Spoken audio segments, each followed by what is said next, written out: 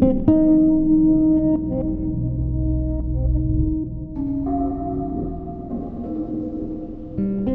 city was a different beast after dark. During the day, its streets bustled with life, filled with the constant hum of traffic and chatter. But once the sun dipped below the horizon, a heavy silence blanketed the urban maze. Street lights flickered in the distance, their pale glow barely keeping the shadows at bay. The distant hum of life grew faint, leaving behind only the occasional sound of footsteps or the faint wail of sirens cutting through the stillness. Emma pulled her coat tighter as she walked to her usual bus stop. Another grueling night shift at the hospital had left her drained, but this was routine by now. The quiet of the city used to unsettle her, but she had grown accustomed to it, finding a strange solace in its emptiness. The bus stop was empty, save for a crumpled newspaper fluttering in the breeze. As she waited, Emma's thoughts drifted back to a story her coworker had told her. The legend of Route 66. Supposedly, a ghostly bus roamed the city late at night, picking up unsuspecting passengers who would never reach their destinations. She had laughed it off at the time, dismissing it as urban folklore. Now, alone under the flickering streetlight, the tale felt more sinister. The sound of approaching tires broke her thoughts. She glanced at her watch. Just a few minutes until her usual bus arrived. But something felt off tonight. A strange chill that clung to the air, brushing it off as exhaustion. She prepared herself for the ride home. Emma's watch ticked past midnight. Her usual bus was late. The chill in the air deepened, and the once distant city sounds now felt oppressively close, as though the quietness itself were pressing in around her. Just as she considered calling for a ride, a bus's headlights cut through the fog. The vehicle approached slowly, its brakes hissing as it pulled up to the curb. It wasn't her usual bus. This one was older, its paint faded and scratched. The route number on the front flickered erratically between 66 and a blank screen. The destination read unknown in dim, broken letters. Emma hesitated. Something about the bus sent a shiver down her spine, but the thought of standing alone any longer felt worse. She climbed aboard, the doors creaking shut behind her with a finality that made her stomach tighten. The interior was dimly lit, casting strange shadows along the worn seats. A handful of passengers were scattered throughout, but none of them looked up as she entered. Their faces were obscured by the angle of the light, their postures unnaturally rigid. Emma dropped into a seat near the middle, her exhaustion overriding her unease. The bus lurched forward, and the city lights blurred past. She tried to relax, but the silence inside was oppressive. No one spoke, and even the hum of the engine seemed muted. It felt as if she had entered a different world entirely, one that existed on the edge of her reality. Her eyes wandered to the driver. He sat stiffly, his cap pulled low, obscuring his face. He hadn't acknowledged her when she boarded, nor had he checked her fare. She couldn't shake the feeling that he wasn't just ignoring her.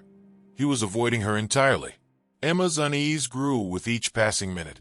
The bus should have turned onto her street by now, but instead, it continued down an unfamiliar road. The buildings outside were changing, their windows dark, their walls cracked and crumbling. Heart pounding, Emma glanced around at the other passengers, hoping to find someone as concerned as she was. But they all remained eerily still, their faces hidden in shadow. Something was very, very wrong. Emma gripped the edge of her seat as the bus veered sharply down another unfamiliar road. She leaned toward the window, straining to recognize anything, an intersection, a landmark. But the city outside was unrecognizable.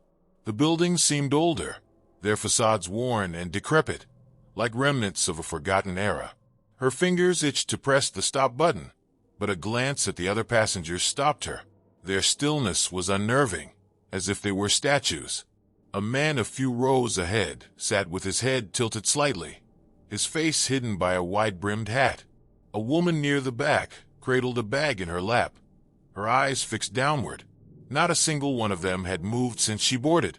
"Excuse me," Emma said, her voice barely louder than a whisper. No response. She cleared her throat and tried again, louder this time.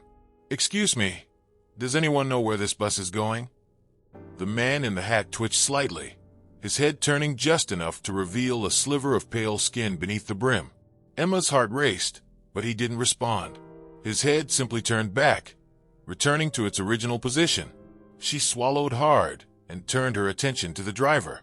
"Hey, where are we going?" "This isn't my stop," she called out, her voice shaking. The driver didn't react. His hands remained firmly on the wheel, his face obscured by shadow and the low brim of his cap. Emma felt a surge of panic. She stood, gripping the handrail tightly as the bus took another turn. The streets outside were darker now. The streetlights were either broken or absent, and the only illumination came from the faint glow of the bus's headlights. Shadows stretched across the cracked pavement, distorting into grotesque shapes. Emma's gaze drifted to the window reflection. For a moment, she thought she saw something moving in the fog outside, a figure, fleeting and indistinct. Her breath caught, and she spun around, but there was nothing there. Her hands trembled as she sat back down. The bus was carrying her somewhere she didn't want to go, and she wasn't sure if she could stop it. The bus came to a sudden, jarring halt. Emma lurched forward, catching herself on the seat in front of her. The world outside was engulfed in dense fog, and the dim glow of the streetlights barely penetrated the thick veil. The driver remained motionless, his hands still gripping the wheel. Emma rose cautiously, her instinct screaming at her to get off the bus, but something about the stillness held her in place. Then she noticed it. Etched into the back of the seat in front of her was a strange symbol, a circular design with jagged lines cutting through it. She traced it with her fingers, feeling an odd heat radiating from the grooves. Her mind raced as the stories of Route 66 resurfaced. Those who boarded were never seen again. The bus wasn't just a vehicle. It was a vessel, a gateway to something beyond human comprehension. The sound of footsteps broke her thoughts. Emma turned to see a figure standing outside the bus, barely visible through the fog. They didn't move, but seemed to be watching her. The figure raised an arm slowly, beckoning her. Emma's pulse quickened. She stumbled toward the driver, her voice desperate. "What is this? Where are we? I need to get off." For the first time, the driver responded. His head turned slightly, revealing hollow, sunken eyes that seemed to pierce through her. His lips moved, but his voice was barely audible, a whisper that sent chills down her spine. "You shouldn't have boarded," he said, his tone devoid of emotion. "This bus isn't meant for the living." Emma's knees buckled. "What do you mean? Let me off." The driver's gaze held her for a moment longer before he turned back to the road. "There's only one way off," he said, his voice a distant echo. "Before we reach the final stop." Emma's eyes darted to the back of the bus. The fog outside had thickened, and the figure was gone. The passengers remained eerily still, but now she noticed their faces, or rather, the lack of them. Where their features should have been were only smooth, blank surfaces. A cold dread settled over her. She wasn't supposed to be here. The bus was crossing into a realm meant for the dead, and her time was running out. The bus picked up speed, hurtling toward the thick wall of fog ahead. Emma's breath came in short gasps as she clung to the handrail. Her mind raced for a way out. The driver's words echoed in her head. Before we reached the final stop, she knew she had to act fast. Ignoring the fear clawing at her chest, Emma moved toward the door. She pounded on it, but it didn't budge. The windows were fogged over, the outside world barely visible through the haze. The bus hurtled forward, the fog growing closer. Emma's heart pounded in her chest. She had one chance. She stumbled to the emergency exit window, her hands fumbling with the latch. It stuck at first, but with a desperate shove, it gave way. Cold air rushed in, whipping her hair around her face. Without looking back, Emma climbed onto the edge of the seat and leapt from the moving bus. The fall was a blur of wind and darkness. She hit the pavement hard, the impact jolting through her body. Pain shot up her arm, but she forced herself to roll away from the road as the ghostly bus roared past her and vanished into the fog. She lay on the cold, cracked asphalt, gasping for air. The world around her was silent. Emma awoke to the pale light of dawn filtering through the trees. She was lying on a bench at a bus stop she didn't recognize. Her body ached, but she was alive. A city bus pulled up, its brakes hissing softly. The driver, an older man with kind eyes, leaned out. "You okay, miss? Need a ride?" Emma hesitated, but the sight of the familiar bus eased her nerves. She nodded and climbed aboard. This time, the seats were brightly lit, the passengers lively and chatting. It felt normal, safe, but as the bus pulled away, Emma couldn't shake the feeling of being watched. That night, as she lay in bed, the sound of distant brakes echoed through her mind. She dismissed it as her imagination until she heard it again, closer this time. Peering out her window, Emma's blood ran cold. Parked at the curb, bathed in the dim glow of a streetlight, was the old Route 66 bus. Its doors stood open waiting, and in the distance, she could hear it, the faint, ghostly hum of an engine.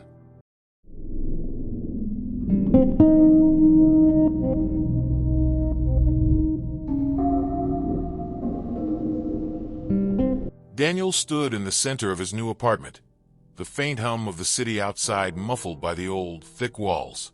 The space was small, with a narrow kitchen, a living room that doubled as his bedroom, and a bathroom tucked away in the corner. The wallpaper peeled slightly at the edges, and the wooden floor creaked beneath his steps. But it was quiet, a much-needed change. At 28, Daniel had grown tired of his chaotic life. Teaching middle school in the heart of the city was draining, and his recent breakup had left him searching for solace. This apartment, though far from perfect, felt like a fresh start, a place where he could finally sleep without tossing and turning, where he could leave the past behind. The first night passed uneventfully. He unpacked his essentials and tried to settle in, though the silence of the building was almost too heavy. The pipes occasionally groaned, and footsteps echoed faintly from the hallway. It was an old building. He'd expected it to have its quirks. The following evening, while brushing his teeth, Daniel overheard muffled voices through the thin walls. His neighbors were chatting about something, their words unclear at first. He caught a few phrases. "Mirror old tenant disappeared." He paused, curiosity piqued. The conversation faded, leaving him alone with his reflection in the bathroom mirror. For a moment, he thought he saw something. Just a flicker, a movement behind him. He whipped around, but the bathroom was empty. Shaking his head, he laughed softly. "Just tired," he muttered, turning off the light. He didn't know then that the real nightmare was just beginning. The next few nights passed uneventfully, and Daniel began to settle into a routine. He filled his evenings with grading papers and reading, but the apartment's silence still felt oppressive. Each time he passed the bathroom, he found himself glancing at the mirror, half expecting to see something. It was silly, he told himself, just a trick of his tired mind. One night, as he was brushing his teeth, Daniel leaned forward, spitting into the sink. When he looked up, his heart stopped. In the mirror, standing just behind him, was a shadowy figure. It was faint, barely distinguishable from the dim light of the bathroom, but unmistakably there. He spun around, his breath caught in his throat. The bathroom was empty. Daniel stared at the empty space, his pulse racing. Slowly, he turned back to the mirror. The shadow was gone. He stood there for several minutes, trying to calm himself. Exhaustion, he reasoned. He was working too hard, not sleeping enough. Still, a seed of unease planted itself in his mind. The following night, it happened again. This time, the figure was clearer, a tall, dark shape that seemed to loom just over his shoulder. When he moved, the figure remained still. Daniel's reflection mimicked his movements perfectly, but the shadow did not. "Who's there?" he whispered, his voice shaking. The shadow didn't respond. It remained in the mirror, motionless. When Daniel reached out to touch the glass, it disappeared. His fingers met only cold, smooth surface. Daniel spent the rest of the night wide awake. The image of the shadow burned into his mind. He tried to convince himself it was just his imagination, but deep down, he knew something was wrong. He stopped using the bathroom mirror after that. Despite avoiding the bathroom mirror, Daniel couldn't escape the figure. It began to appear in other reflections. briefly at first, in the corner of his eye. One morning, as he poured himself a cup of coffee, he caught sight of it in the dark window above the sink. The figure stood behind him, still and silent. Daniel dropped the cup, the sound of shattering ceramic breaking the morning calm. He spun around, but again, the room was empty. The sightings became more frequent. At night, when he scrolled through his phone, the black screen reflected the faint outline of the figure, standing just behind him.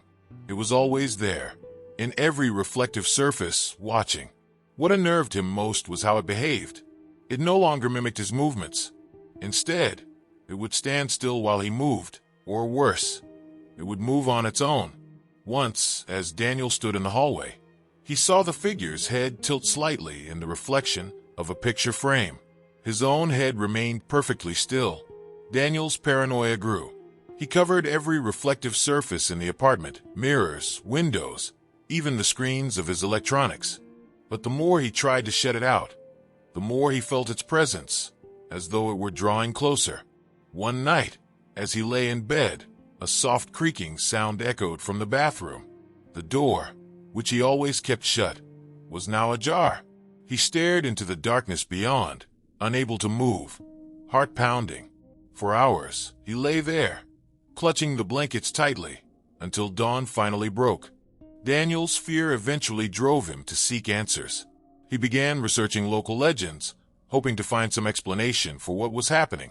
Late one night, he came across a forum dedicated to urban myths. Among the countless threads, one caught his attention: the Mirror Dweller. The legend described a shadowy entity that lived within reflections, waiting for someone to notice it. Once seen, it would attach itself to the observer, growing stronger with each sighting. The posts were filled with accounts eerily similar to Daniel's, people describing shadowy figures that followed them through mirrors, growing more active over time. One user linked to a series of old newspaper articles. They detailed a string of mysterious disappearances, all tied to residents of Daniel's apartment building. Each tenant vanished without a trace, leaving behind only shattered mirrors. The most chilling discovery came in the form of a journal. It belonged to a previous tenant, and its final entries mirrored Daniel's own experiences. The tenant described seeing a shadowy figure in their mirrors, its presence growing stronger until, one night, it stepped out. Daniel's hands trembled as he read the final passage. "It's coming for me. I can see it now, not just in the mirrors. I'm running out of time." The entry ended abruptly.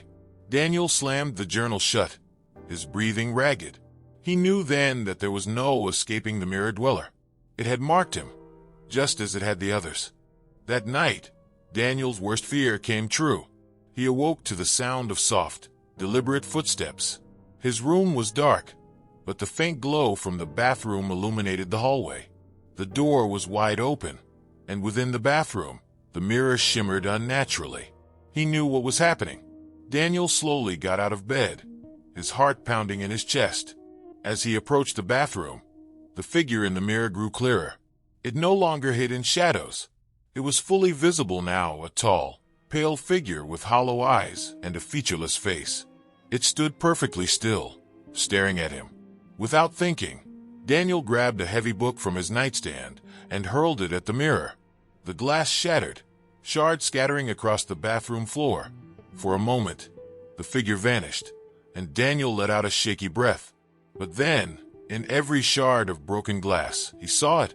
The Mirror Dweller, its hollow eyes fixed on him, was still there, fragmented but present. The lights flickered, and Daniel stumbled back, his mind racing. He grabbed a towel and swept the shards into a pile, throwing them into a trash bag. He slammed the bathroom door shut and sank to the floor, exhausted but alive. Daniel spent the next few days avoiding anything that could reflect his image. Every mirror, every screen, every polished surface. He covered them all. He lived in constant fear, jumping at shadows and avoiding the bathroom entirely. Determined to escape the Mirror Dweller, he decided to move out. He packed his belongings hastily, eager to leave the apartment and its horrors behind. On his final day, as he locked the apartment door, a strange calm washed over him. He felt lighter, as though he had left the entity behind with the shattered mirror. But as he walked to his car, something caught his eye. In the car window's reflection, a familiar shape stood behind him. It was faint, almost imperceptible, but it was there, the mirror dweller. It smiled.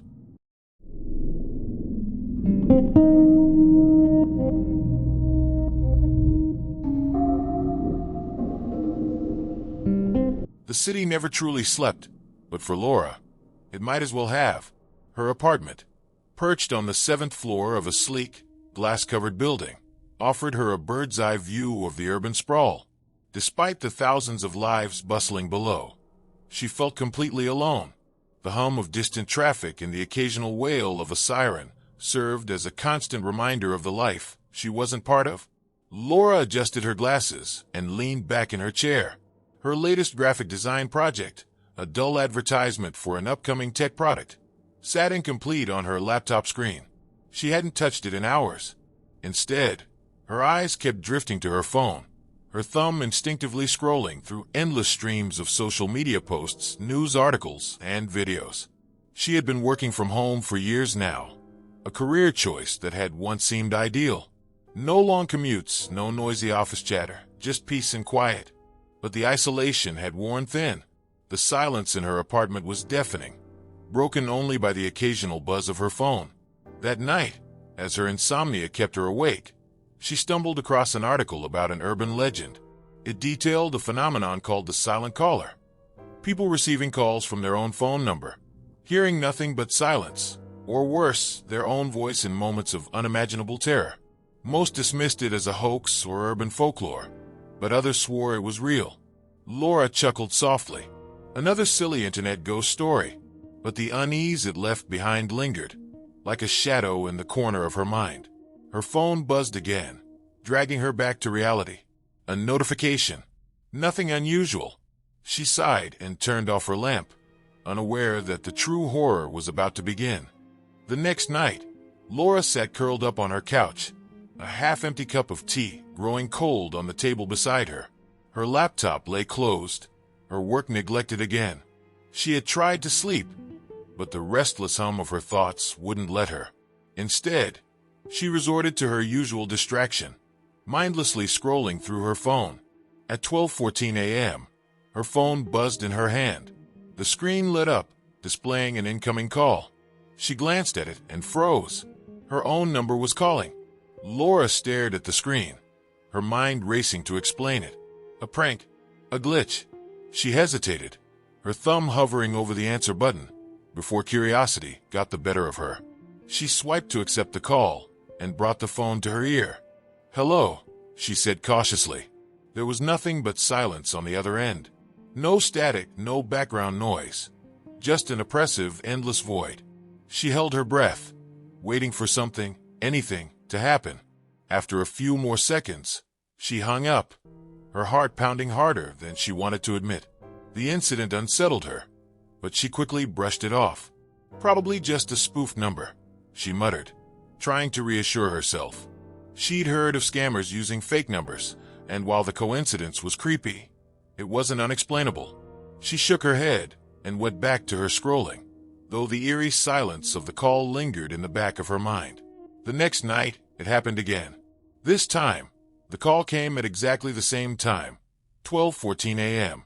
Her screen lit up, displaying her own number once more. A chill ran down her spine as she hesitated, then answered. "Who is this?" she demanded. For a moment, the line was silent, just like before. But then, faintly, she thought she heard something, a breath, soft and shallow, as though someone were on the other end listening. Her grip on the phone tightened. "Hello," she said again, her voice trembling slightly. The breathing stopped. The line went dead. Laura stared at her phone, her reflection distorted in its dark screen. Something wasn't right. She could feel it. The third call came a few nights later, but this time Laura was ready. She sat at her desk, her phone in front of her, the screen locked, but glowing faintly with anticipation. When the clock struck 12:14 a.m., the familiar buzz jolted her upright. Again, her own number flashed on the screen. She hesitated, her heart hammering in her chest. She didn't want to answer, But she also couldn't bear not knowing. With a shaky breath, she swiped to pick up the call. "Hello," she whispered. At first, there was the usual silence. Then, a faint echo, a voice distorted and distant. Laura froze as she realized it was her own voice. "Who is this?" the voice mimicked, almost mocking her. It was the exact phrase she had spoken during the previous call, but the tone was different, distant, hollow, and laced with fear. Her mouth went dry. "Why are you doing this?" she demanded, trying to sound braver than she felt. The voice didn't respond. Instead, it began to speak again. But this time, the words were unfamiliar. It was her voice, but she hadn't spoken these words yet. "You can't stop it," it whispered.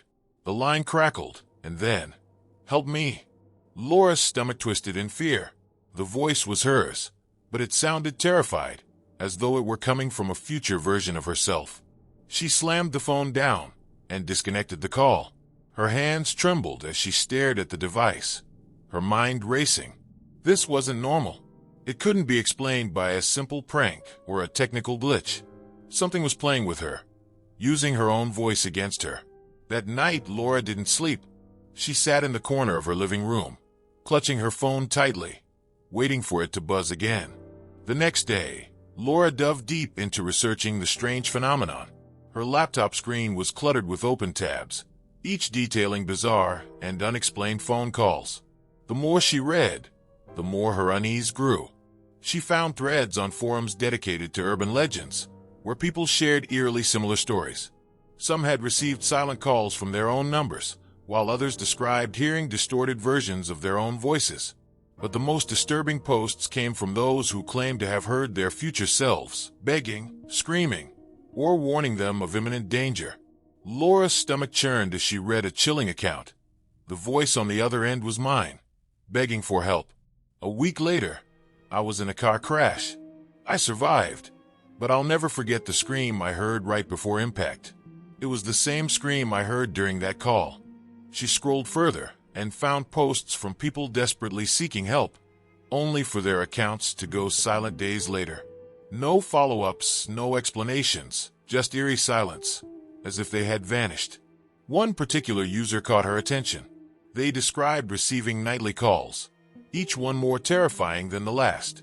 Their final post was a single sentence: "The end is near." Laura tried to reach out to them, sending a direct message, but when she checked their profile, it was inactive. They hadn't logged in for weeks. Her chest tightened. It felt as though the walls of her apartment were closing in. She couldn't ignore the connection anymore. The silent caller wasn't just an urban legend. It was real, and it had chosen her. That night, as the clock approached 12:14 a.m., Laura sat with her phone, her heart racing. She knew the call was coming, and this time, she wasn't sure she could answer. At exactly 12:14 a.m., her phone lit up once more. The familiar number stared back at her, taunting her. Laura's hand shook as she answered. "What do you want?" she whispered, her voice barely audible. The silence stretched on, heavier than ever before. Then, suddenly, her own voice broke through the void. "Please, someone help me." The voice screamed, raw and full of terror. Laura's blood ran cold as she recognized the desperation in her tone. The voice on the other end sobbed, gasping for breath. "It's coming. Please, no, no, no." The sound of a loud crash followed, then silence. Laura felt tears streaming down her face. She clutched the phone tightly, but the call had already ended. She sat frozen, her mind racing with images of what she had just heard. That scream, it had been hers. But from when? From what moment of horror yet to come? Laura's pulse pounded in her ears. She knew now that her fate was sealed. Whatever she had heard, it was coming for her, and she couldn't stop it. The following days passed in a blur. Laura tried to go about her life, but every noise, every shadow made her flinch. She couldn't escape the memory of her own terrified screams. At first, she tried to avoid her fate, staying home, avoiding potential dangers. But no matter what she did, she couldn't shake the sense of inevitability. She stopped fighting. If her fate was sealed, she would face it head-on. One evening, as she sat quietly in her apartment, Her phone rang again. The clock read 12:14 a.m., but this time, it wasn't her own number. The screen displayed unknown caller. Her breath caught in her throat. She hesitated, her finger hovering over the screen. Then she answered. "Hello," she whispered. On the other end, a voice she didn't recognize screamed in terror. It was a man's voice, filled with panic and agony. "Please, someone help me," he begged. The line went dead. Laura sat in stunned silence, the realization sinking in. She wasn't just a victim anymore. She was now part of the cycle. And somewhere, someone else's nightmare had just begun.